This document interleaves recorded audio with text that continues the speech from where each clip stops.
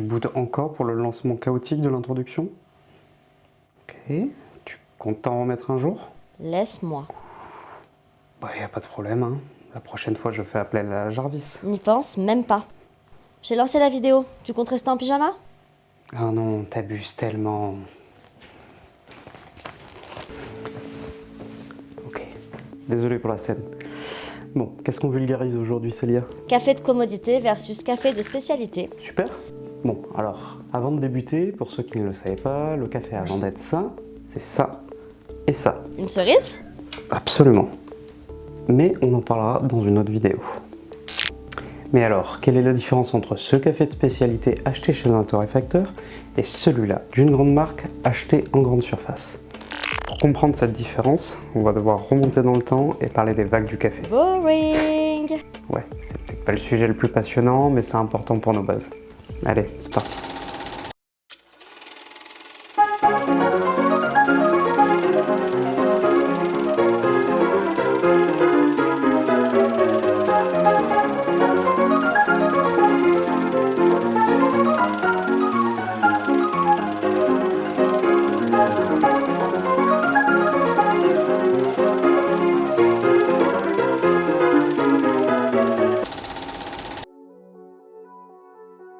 J'avais pas de budget pour le costume. Années 70.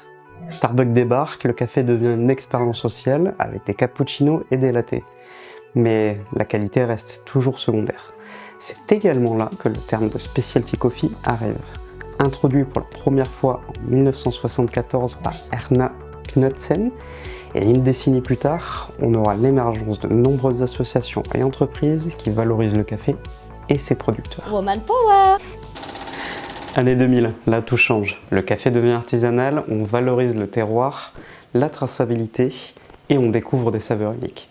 Axé sur la qualité, la provenance et les niveaux de torréfaction. Adieu le charbon. Oui, plus clair, plus légère, comme vous voulez. Cette vague met également en avant la professionnalisation des baristas et des torréfacteurs. Le mouvement du commerce équitable fait son apparition et on s'assure que les producteurs de café soient rémunérés équitablement par rapport aux autres branches de l'industrie. Aujourd'hui, la science sert de base à la quatrième vague. Avec la science, on explore encore plus, nouvelles méthodes, meilleure compréhension de la chimie du café. On supprime l'exclusivité de la troisième vague et on initie les gens au café de spécialité. Le café de commodité, c'est quoi? C'est un café de base abordable, produit en masse qui privilégie la quantité et le prix.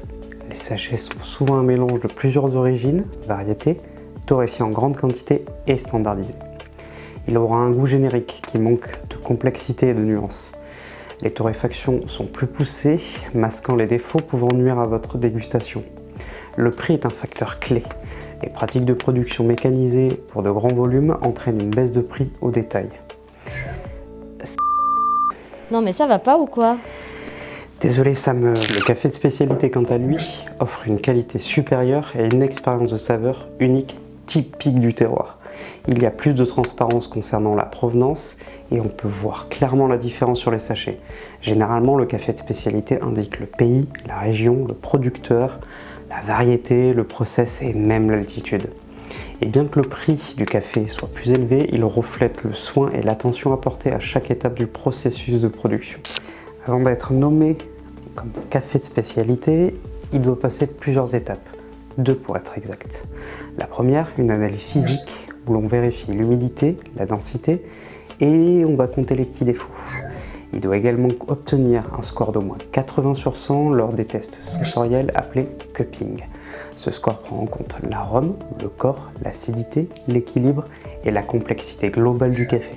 Voilà, maintenant vous savez qu'est-ce que le specialty coffee et les différences avec le café de commodité. Mais c'est que le début de notre voyage. J'espère que la vidéo vous a plu. Si jamais vous avez des questions, n'hésitez pas à laisser un commentaire. Bisous. Et on se voit très vite sur le Lab de Jijou.